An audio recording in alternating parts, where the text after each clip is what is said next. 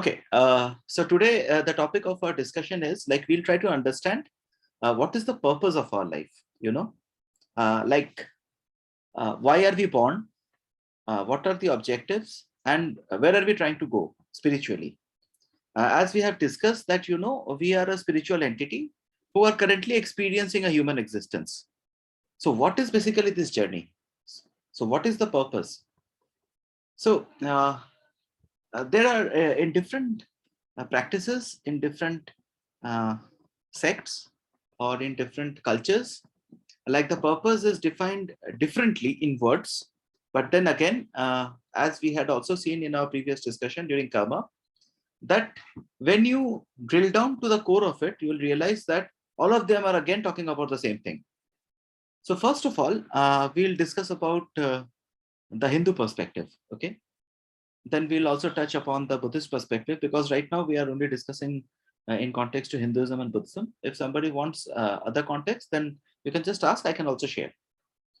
So in context to Hinduism, like Hinduism says that, uh, the purpose of our life is divided into four parts, into four things. The first purpose of our life is to always walk on the path of dharma, to always walk on the path of dharma. So we have to we have to always uh, stick to the path of dharma. Now we have to understand, like, what is dharma? You know, what is dharma? So dharma is when you are doing karma which creates a good impact overall. So suppose you are helping people who are in need, you are supporting them, uh, you are always wishing good for other people, you are putting the interest of other people ahead of you. So when you are constantly creating good causes, when you are constantly creating good causes, when you are creating good karma, then you are walking on the path of dharma. But there would be some situations when this path of dharma gets a little bit blurry, or there might be a paradox. For instance, so in essence, like as I just mentioned, like dharma is creating good karma. So when your thoughts, words, and actions are as such that at every moment you are creating good karma, so you are on the correct path of dharma. When you are creating bad karma, when your actions or thoughts or your words, they are hurting other people, you are actually doing bad karma, or basically you are walking on the path of adharma. Now the paradox can be that sometimes you might come across a situation where you have to do something, or you are compelled to do something which, according to your understanding, is going to result into bad karma.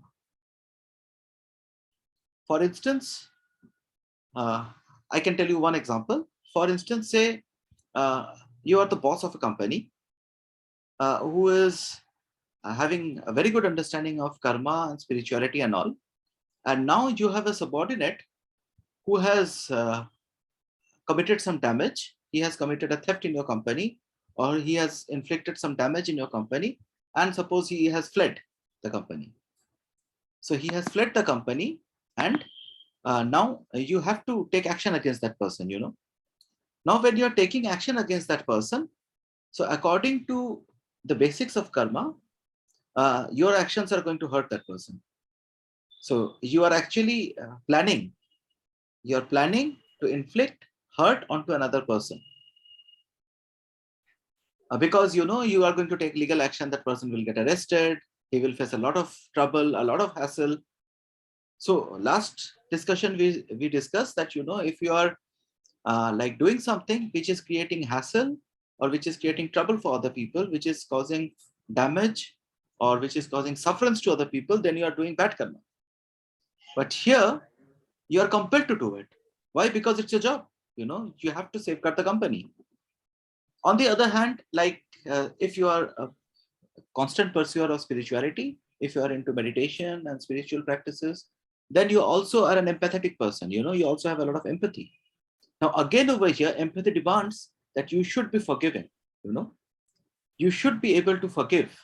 Like that is what the basics of empathy demands, that you should be able to accept, you should be able to forgive, and you should be able to move on.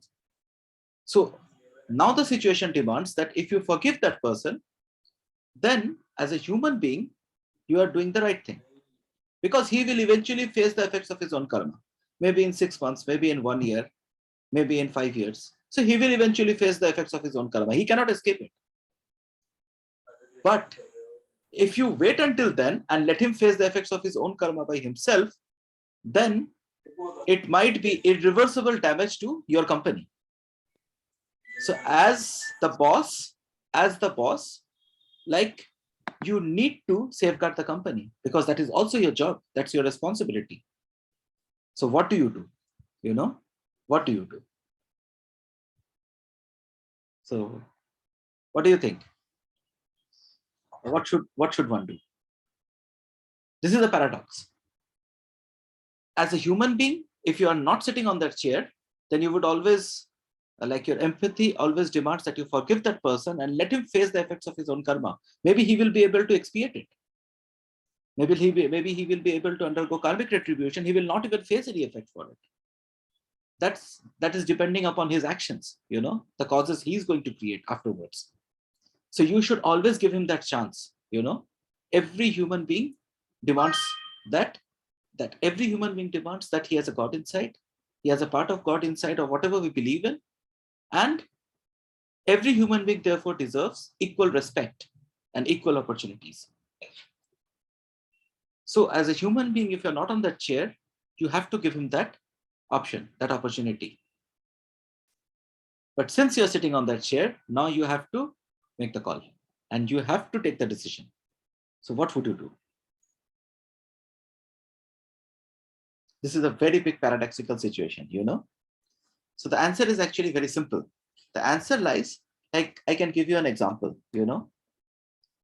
like in the Mahabharata, Lord Krishna, he knew everything. It's basically, it's a story, okay? But the answer lies in the story. So most of the texts that we have in Hinduism, they are all based on stories. They are all essentially storybooks, Like I would call it a storybook, because if the fact of it has not been established, then it's better to call it a storybook rather than something, which is authentic. So this is not to undermine any of the books or any of the texts. It is just the way I choose to call them. Now, in the Mahabharata, it is said that Ekalavya, so Ekalavya was, as we know, he was a great archer. So Drona feared that he would surpass Arjuna in his archery skills.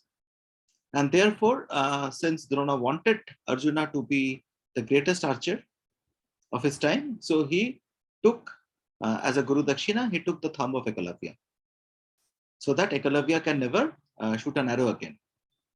So that is usually the story until where we know about Ekalavya. Most people know only until here. But actually the story goes on a little bit further. So nobody bothers to find out what happened to Ekalavya afterwards, because that's not, that this part of the story is not a main part of the Mahabharata. So it is usually overlooked and ignored. They have never shown it in any of the TV adaptations of it, or you also don't find it in any of the other adaptations. But what happened was, like when Yudhishthir was doing the Rajsuya Yajna during, in Indraprastha, at that time, they killed Kans. So they went to Magad, where, because Magad was sure to stop the Rajsuya Yajna, obstruct the Rajsuya Yajna, so they had to eliminate Kans. So Arjun, Bhim, and Krishna, these three, they went to Magad, and they challenged the king over there, Kans. So then Kans chose to fight with Bhim. They wanted to have an arm wrestling. So they had an arm wrestling for several days. For 14 days, they had an arm wrestling. By the end of the 14th day, Bhim had killed Kansa. Bhim was able to kill Kansa. So after Kansa was dead, the Magad people were very angry, And Kans was mama of Krishna. And it is said that Kans was killed Oh, by Krishna. sorry. I keep forgetting, mixing names. So Kans was killed by Krishna. It was actually Jarasandh. Okay. Yeah. So basically, like Bhim killed Jarasandh, and like Jarasandh was sure to stop the horse because, these Pandavas, they were allies of the Yadavas. That is, the Pandavas were the allies of the Yadavas. Like Pandavas, they were the allies of Krishna, and Krishna had killed Kans, because of which, like the Yadavas were the enemies of the Magadhas. So therefore, like the Magads de facto became enemies of Indraprasth, and they were the supporters of Hastinapur. So, like Jarasandh was the one who was going to stop it. I mentioned Kans. Thank you, Prachi, for correcting me out. So then Bhim actually killed Jarasandh, and in like thereafter there was a battle, and Ekalavya by that time had learned to shoot arrows with his left arm, with his left hand, and he had actually surpassed the archery skills which he possessed with his right hand during all these years. He was so focused that he had become by that time a much greater archer than what he used to be before, when Drona had taken his right thumb off. So now Krishna knew that if, like Krishna knew the entire future, as it is mentioned in the Bhagavad also, as well as in the Mahabharata. Krishna knew all, being the avatar of Vishnu. So Krishna knew that, like in the future, there is going to be this war, and Magad would definitely be an ally of Hastinapur. That means that, like Ekalavya would be an enemy of, like Yudhishthir's forces. And like knowing that Ekalavya was one of the greatest archers, when combined with, Bhishma and Drona and Krip and all the other great warriors, like this would be a big setback for the Pandava army. So at that time, what Krishna did was, like Krishna called Ekalavya to a garden, and there he secretly murdered him. Krishna actually assassinated Ekalavya. He tricked Ekalavya and he murdered Ekalavya. So Ekalavya said, okay, fine. Like I'm about to die. So he wanted that his parents to have a pilgrimage. So Krishna assured that, yeah, he would make sure that the parents get the pilgrimage and the parents also go to Swarg. So over here, Krishna committed a crime, According to the definition of karma, Krishna being a god or an avatar of God himself, like he did something which would be a bad karma, a negative karma. That also of the highest accord. He killed someone, he murdered someone after tricking him. So he tricked, he murdered. So he did a lot of bad karma. So that means he did adharma, isn't it? So if we judge him on the situation, if we judge him only in this instance, then he did adharma. Then Krishna also did more stuff, He went 2 days before the war. He goes and tells Karna, oh, you are not a Sutputra, you are basically the brothers. Why? Because he wanted Karna to become weak, to become lenient. Not that it mattered to the Pandavas too much, because in reality, Karna was not such great a warrior also. So, these TV adaptations, they love, promoting anti-heroes. That gives them a lot of TRP. But in reality, Karna was actually no match for like Arjun or Bhim. Like even Bhim was able to defeat Karna in reality, in the original Mahabharata text. Okay, that part apart. Now, what happens is, like, if you even drill down further, there is one more very interesting character in Mahabharata. His name is Barbarik. Now, Barbarik is basically the grandson of Bhim, and he is the son of Ghatotkacha. So we all know the character Ghatotkacha, So Barbarik was basically the grandson of Bhim and the son of Ghatotkacha. So he was only 14 years old, and through his severe penance, he had acquired celestial weapons, especially 3 celestial weapons, through which he could end any war in an instant. So he was not even required to use the third one. He could actually kill the entire enemy, everyone included, with only 2 of his arrows. The first one was like the first one could lock everyone he wanted, and the second one could kill everyone who was locked. So basically, Barbaric could end any war in an instant. So now Barbaric, he was a child. He was very excited. Oh, what is going to happen? He had never seen a war before. So he came running towards the Kurukshetra war field to participate in the war in favor of the Pandavas, of course, his grandfather. Because at that time, Ghatotkacha was not there. So he thought like, okay, I'll go. My father is not there. So I'll go and fight alongside my grandfather and help him. But Barbaric, he had taken a vow that he would always help the side which was the weaker one. He would help the side which was the weaker one. So Krishna knew about this, and Krishna anticipated that if Barbaric joins the war, then initially he will be fighting from the side of the Pandavas, But when he realizes that the Kauravas were weaker than the Pandavas because Krishna was on the side of the Pandavas, so then Barbaric, according to his vow, will change sides. And if he changes sides, then he can single-handedly destroy the entire Pandava army. So Krishna could not take this chance. So what did Krishna do? He again tricked Barbaric into killing himself. He literally tricked Barbaric, and like he asked Barbaric that you have to chop your head off, and your head is going to be the gift for me, or your like the repentance for what you have done to me.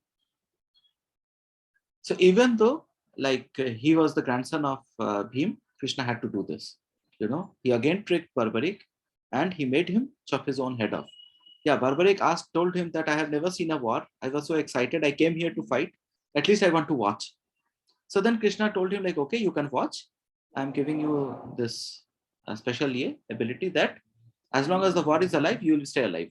So they set his head on a tall pole on the topest mountain near Kurukshetra war field, and basically Barbaric could watch the entire war. His head could watch the entire war on top of that pole. So again, Krishna commits another adharma, right? But then, why does he do it? He's God. He knows very well the definition of dharma. So why does it create all these adharmas?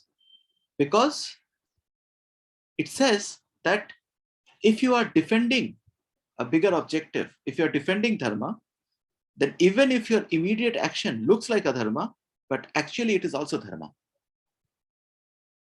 So coming back to the situation of the boss, even if you would not be the boss, then you are not supposed to do it because it is not your decision. You have to practice empathy, you have to practice bodhisattvahood, and you have to give the other person an opportunity to expiate his own karma or face the effects of it. This is not your call. Revenge, you are not supposed to be revenge minded. But when you are the boss, if you are doing it for revenge, then you are doing adharma. But if you are doing it to safeguard your company or other people in the company, then you are doing it for a bigger purpose. So then it cannot be adharma. Even if it looks like adharma, then in that case, it's basically dharma. So do you understand? So dharma means like safeguarding. Dharma is like fulfilling the role which you have been provided or which you have accepted. You have to ensure that you fulfill your role, your responsibility in the best possible manner with your best abilities. If you're doing that in every aspect, whether it's in family life, whether with your friends, whether with your interaction with kids, parents, in office, everywhere we have a role. So if you are fulfilling your role to the best of your abilities, in that case, whatever actions you do, it is basically your dharma. Now, of course, in order to understand whether the action is still right or wrong and how you can do it best way, for that, we will do it in the next session, where we will be where we will try to understand how we can train our mind or attune our mind to take the correct decisions for us, and how we can prevent ourselves from spontaneously reacting to circumstances, or how we can change the way we have been conditioned or programmed from our childhood uh, to react to circumstances based on our sanskara or our upbringing. That is what we'll discuss in our next session. But for now, so the first principle of our life, the first purpose of our life is to base our life on dharma. At every moment of our life, we have to base our life on dharma. You have to keep asking yourself, whatever I'm thinking, whatever I'm doing, or whatever I'm saying, is it in accordance to dharma, or is it in accordance to adharma? So if it is in accordance to dharma, then you are on the correct path. Understood? Okay. Now the next purpose of our life is to win over artha. Like, what is artha? Artha is basically like all kinds of materialistic things. It's not only about money. Yeah, money of course is artha, but not only money, like other things as well. I want this, I want that, like all materialistic things. I want jewelry, I want to have a house, a car, this car, that car. So if you are chasing artha, then you are not on the correct path. You are not walking in accordance to the purpose of your life. You are going in the opposite direction. So you are actually retracing instead of progressing. You're not progressing in your life spiritually, you're regressing. So winning over artha means that it is not about, you stop having artha. Yeah, I don't want anything. Let me donate everything. No, that is not the idea. The idea is you have to win over it. It should not control you. You should have complete control over your desire for artha. You should be the master here. It is not that, if you want something, even if you don't need it, like there are two things. One is a need, the other is a want. So definitely we need something, we need several things. So if your needs are met, and if you're blindly chasing your wants, I want more money, more money, more money. There is no end to wants, whatever you have, you'll keep chasing. So first you're competing with X. Oh, I want to be as rich as X. Once you are richer than X, or once you are as rich as X, then immediately you'll find a Y, who is richer than X, and then you start competing with Y. Oh, I want to be as rich as Y. So you're not enjoying your life. You will not be able to be happy. Because first you were unhappy because you were not as rich as X. Once you became as rich as X, so you have a momentary happiness, and then you again find Y, so again you're no longer happy, because now you are again, oh, I am not as, see, Y is so rich, I still don't have so much money. So again you start suffering. Then after Y there would be a Z, and then it keeps on going that way, So if you are chasing wants, then you're completely on the wrong path. You have to stop chasing your wants. You have to realize what are your needs. You have to accept your needs, and you have to be happy with what you already have. If your needs are met, then you're already having enough. You have everything that you needed. The rest are wants. If they are getting fulfilled, it's good. Otherwise, you should be in control. They should not make you suffer. If your wants are making you suffer, and your wants are preventing you from enjoying what you already have in terms of your needs, then you are on the wrong path. If your needs are met and you are happy about them, even if you are not able to achieve what you want, then you are on the correct path. So that means you are in control. So having control means, like, gaining victory over artha means, like, your desire for materialistic things should be in your control. You should not be controlled by them. They should not be the reason for your sufferance. Rather, if you are in control, then whatever you have, you will be able to derive a lot of joy from it, rather than suffering from what you don't have. So is this part clear? If anybody has any questions with this, like, please ask now. So winning over artha. So Ritu ma'am, it's clear to you what it means, winning over artha? Okay. Now the next is, the third purpose of our life is winning over kama. So kama again is essentially not about our sexual desires. Kama again is about our pursuits of non-materialistic things, non-materialistic desires, such as, love. Some people are looking for love, an illusionary love, everywhere.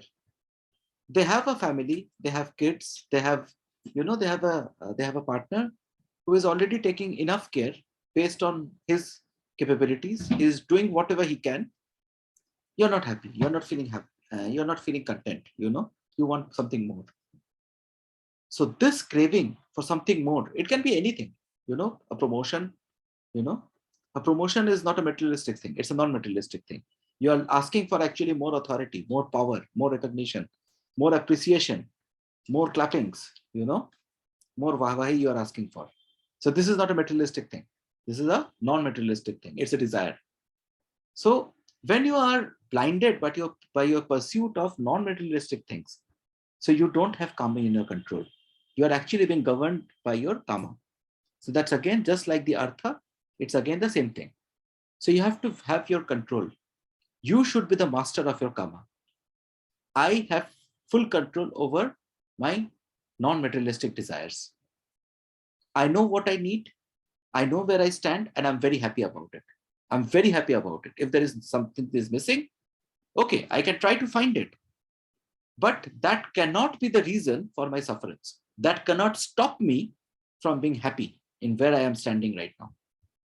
If something is missing and it is preventing me from enjoying what I already have, then you are again on the wrong path. You don't have control over karma. Rather, you are under the control of karma. So that is winning over karma. So the first one was walking always on the path of dharma. The second one was having control or winning over artha. The third is winning over kama or having control over kama. And the fourth is walking towards or attaining enlightenment, moksha, nirvana. We call it in different ways, in different cultures or societies, we call it by different words, but essentially they're all the same: enlightenment, nirvana, moksha. So what is the state of enlightenment or nirvana or moksha?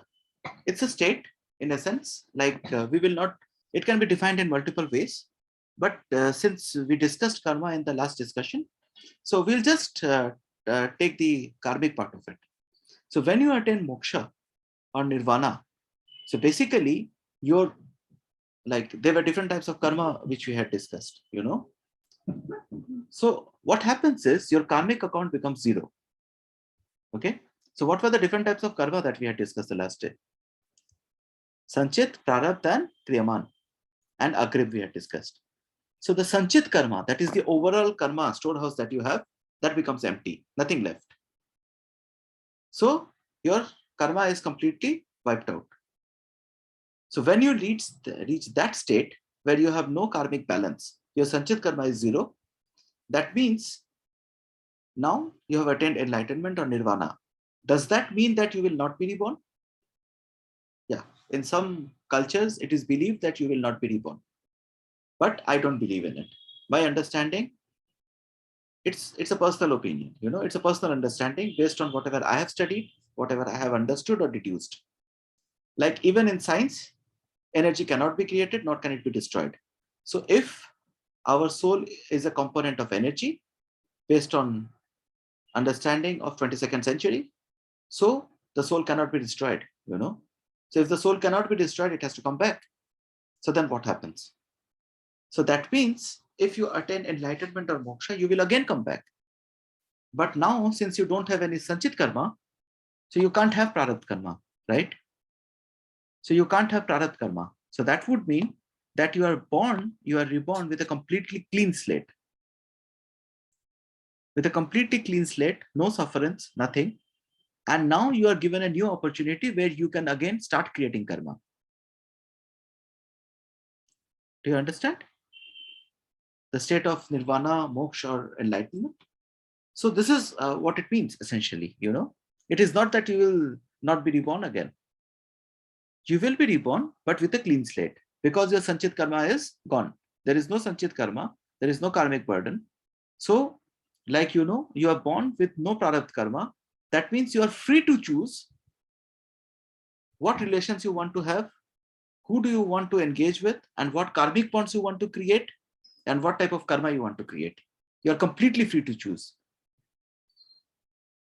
You can make your own decisions and you can make your own choices. And we will also see in future discussions that it is not that like we are only born with karma. There is also a part of our consciousness which is getting transferred in each lifetime. So it is not that we will completely forget about what we are. Or, yeah, we did a lot of good job. We were following our purpose in life. And next time we are born, oh, we have forgotten everything. So we will become a monster. This lifetime we were very nice, very spiritual, a saint. And in next lifetime, we suddenly are reborn as a monster. So usually, it's not like that. So we will see what controls it. A part of our consciousness also gets transferred. Maybe initially it's in a subdued form, which eventually surfaces. So that we'll see in a future discussion. So this is basically the theory of our purpose of life in Hinduism, as per Hinduism. So basically our purpose of life is based on 4 stages, always aspiring to lead our life based on dharma, having full mastery or control over our artha, and having full mastery or control over our craving for kama, and pursuing moksha, nirvana, or enlightenment, or whatever you call it. So that is basically, you might not attain it. It's okay, fine. Like even it is said that Buddha took 12,000 births to finally get enlightened. It's fine, you'll pursue, you'll reach somewhere, and then your body will give up. So this life is over, you'll come back, you are reborn, you'll continue from there. And then you'll again reach somewhere, and again your body will give up, again a new birth, and then you continue from there. So you'll make progress. Eventually in one lifetime you will reach there.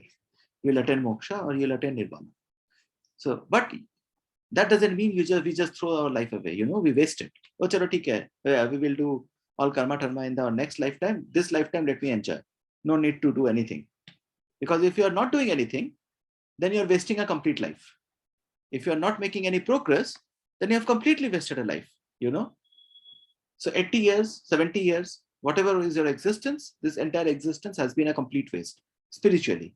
You might have become very rich, you might have run after a lot of money, you have earned a lot of money, you are a very rich person, all good. But what happens? Are you going to take the money with you? No. Are you going to take the bungalow with you, the car with you, your family with you? Is your son going to accompany you in your death? Only up to a point, he'll bury you or he'll burn you and then finished. So basically we come alone, we go alone. So what we carry forward is our karma and the progress we have made in our spiritual journey. That's what we carry forward. So if we are putting these things in our backseat, then we have actually made no progress. So the entire purpose of our life is completely a zero. So we have wasted a life. We are just wasting our life. So you understand? So why we are born? We are born to make progress spiritually. And how we can make progress? By following these 4 things. Now, if we take Buddhism, in Buddhism also, Buddhism says that, yeah, the purpose of our life is to attain Kosen Rufu. Okay, what is Kosen Rufu? Kosen Rufu is basically a world which the Buddha had visualized. A world where the Buddha realized that it's not that he has become a meta-human or, an alpha human or a god or something. He realized that he was still a human who had gained a certain level of understanding, who had gained a certain level of wisdom, who had gained a certain level of mystic capabilities. So then he realized that if I could come here, reach here, so every human being can reach here. So then, he was he was ceaselessly trying to convert or teach every human how they can also become Buddhas. Because the Buddha had dreamt of a world, he had envisioned a world where everyone was a Buddha. So if you have a world of all the Buddhas, then there would be no wars, no fights, no hatred, no sufferance, nothing, So it would be heaven on earth itself. So that is what he had envisioned. And the Buddha throughout his entire lifetime was trying to teach everyone how they could become a Buddha. He was trying to actualize, or he was trying to fulfill his dream, because he thought that it was a possibility. So he thought that, yeah, he could make it, but then as a human being, the job was too tough, because people, they are all moving in this journey at their own pace, Like not everyone can run in the same pace. So different people have different paces. So therefore, like, he realized that, yeah, he cannot achieve it. So he left all his teachings, how people can reach there, how people can become Buddhas. So he has left all his teachings. So that is why I always tell him that he was a mentor, he was a teacher who was trying to teach humanity something. He was trying to teach humanity how to become a Buddha. Because, like, he believed, and we also believe, that everyone has the potential and the capacity of becoming a Buddha. So this dream world of his, that is basically the Kosen-Rufu world. And that is our purpose in Buddhism, to actualize the dream. So the Buddha is always in us, we have his teachings, and we should all take the responsibility of fulfilling his vision of his dream. So that is our purpose in Buddhism. So is it different? No. If all of us, we are together progressing, imagine a world, say, we don't take Buddhism, we take Hinduism. Like all of us, we are doing only dharma. That means people are not inflicting damage on each other. So we are all helping each other. We are all progressing harmoniously, joyfully. We are all progressing. So if we are doing that together, then imagine a world, no wars, people not cheating each other, people not hating each other. They're all loving each other. They're all helping each other. They are all standing by each other. So that would be the world if we are basing our life on dharma. Then if we have all succeeded in winning over our craving for artha, that means, like, we are not running after money anymore. We are not running after becoming the richest people, because we accept that, yeah, whatever I have is enough. I have got a roof on my head. I have got means through which I can travel from one place to another.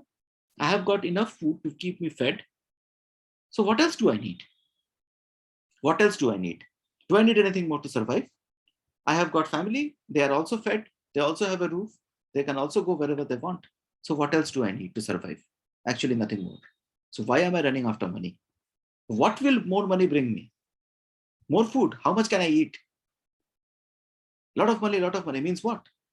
I will eat 30 chapatis every day. Say I eat every day 3 chapatis. So if I have more money, so will I start eating 4, 5, 6, and 10, 30 chapatis every day? No, I will still eat 3. So what will I do with the more money? So if people have that kind of belief, if they have won over their craving for artha, so imagine a world. So everybody, like, nobody would be unfed. There would be no poverty. People would not try to steal. They would not try to keep all the money for themselves. The same is with karma. If people have won over karma, like, again, then we are not craving after, earthly desires, like non-materialistic things. We are not trying to hurt each other. We are rather very empathetic. We are trying to help each other. So no breakups, no heartbreaks, no divorces, nothing. A complete harmonious family, a complete harmonious society, a complete harmonious country, a completely harmonious world. The entire world is our family. Right now, are we in that mindset to accept it or even, fathom it? No, we can't, because we are blinded by our craving for artha and kama. So do you realize how much we have distanced ourselves from the actual path on which we were supposed to be?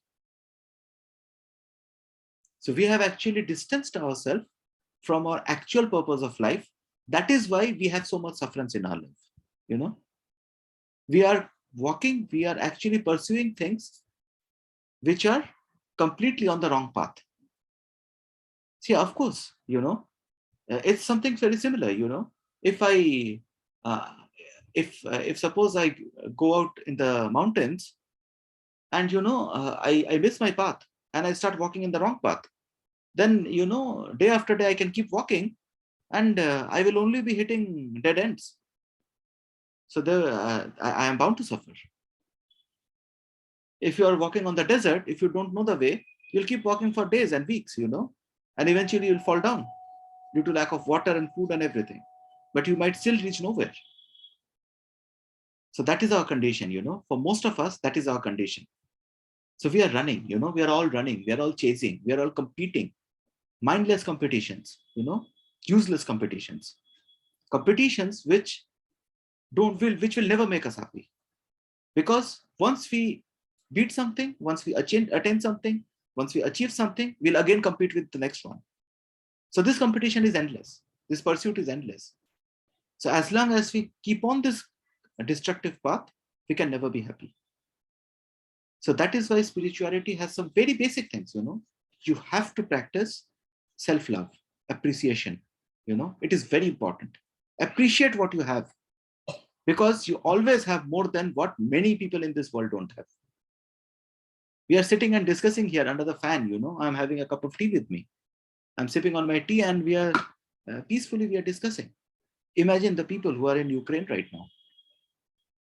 They don't have food. They don't have water. They don't have shelter. Any moment they can die, So we are already, much better off than crores of people out there. So aren't we blessed that, we already have this? Yeah, we are blessed. So why can't you appreciate that? Why can't you be happy about that? That, I have what I need to be happy, what I need to be alive, I am not, I am not I am not starving. I'm not getting wet under the rain because I don't have a roof on my head. I can't go somewhere because imagine, we crave that, oh, I don't have a car, oh, that guy, he is driving an Audi. And oh, I just only have a Maruti, which is also 15 years old, I'm so sad about it. I don't have money to buy that Audi. Now compare this to a person who is sitting on a wheelchair, he can't even walk. Or compare this to the person who is having paralysis, who can't even go to the washroom by himself. Don't you think you're already blessed that you still have an Maruti? You can drive it. You can walk freely on this planet. You can go wherever you want. You have enough money to take a flight and go somewhere, or take a train and go somewhere, wherever you want. Aren't we blessed? Yeah, we are, but we don't appreciate it. We don't accept it. We are not happy about it because we are competing. Constantly we are competing. So once we have the Audi, then we think, oh, I don't have a limo, That's the problem. That is what our approach is. We are always running, chasing. So people who keep chasing something blindly, they can never be happy because you just don't appreciate what you already have. So learn to appreciate what you have. Learn to appreciate every moment. Right now we are alive. We are sitting here together. We are having a discussion. That within itself is a great blessing, that we are alive. While we started this meeting, imagine all the people who have already died in the last 30 minutes. Many people have died in the last 30 minutes. They were not as fortunate as us. So be thankful that tomorrow you get to see another sun. You get to feel the breeze of a new morning. That within itself is a great gift. You have got one more day. You have got one more day to make some progress. If you waste this day ranting, lamenting, or suffering over useless things or over your blind pursuits, then you're just wasting your life. So we have to stop doing this. Understood? Yeah. Any questions, anyone? Please. Now we can have some questions before we end this discussion. Any questions? Please unmute yourself.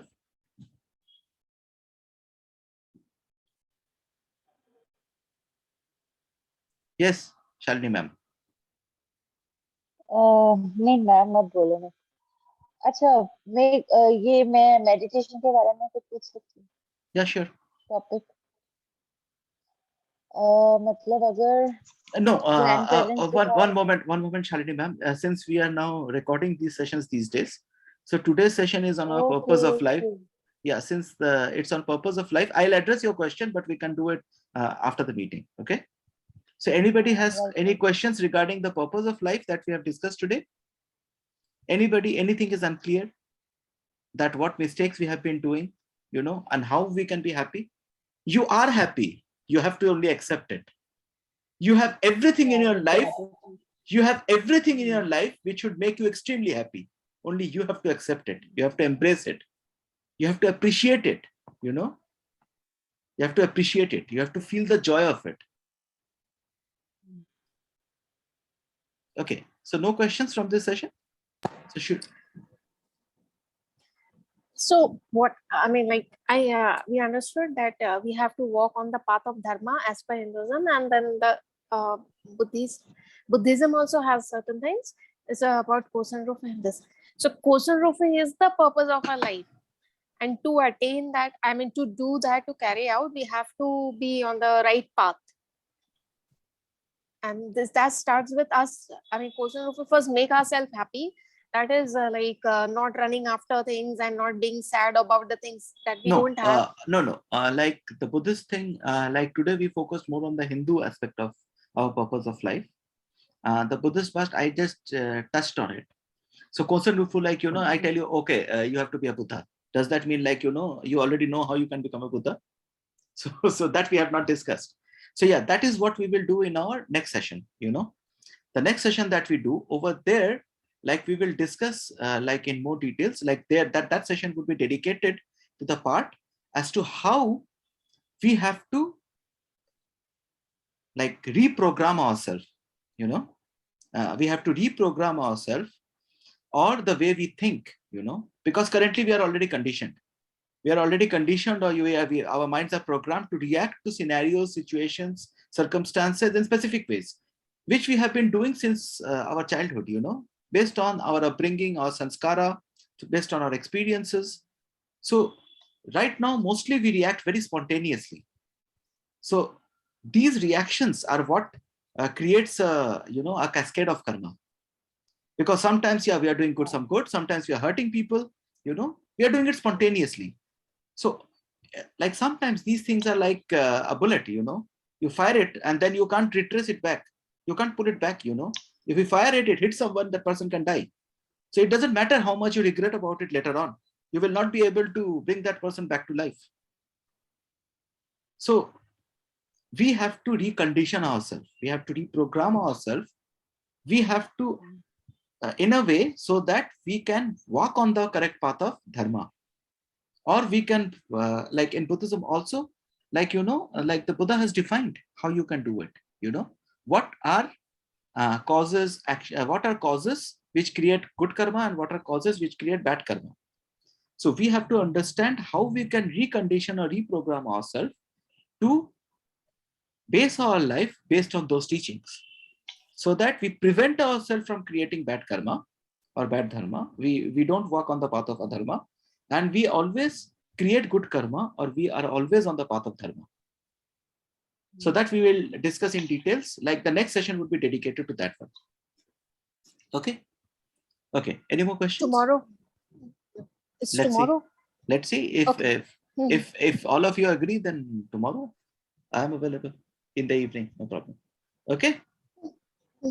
Okay. So today we end officially this meeting. And I can take I'll continue taking the questions afterwards, okay? Because this topic is over. So I continue taking the questions after this.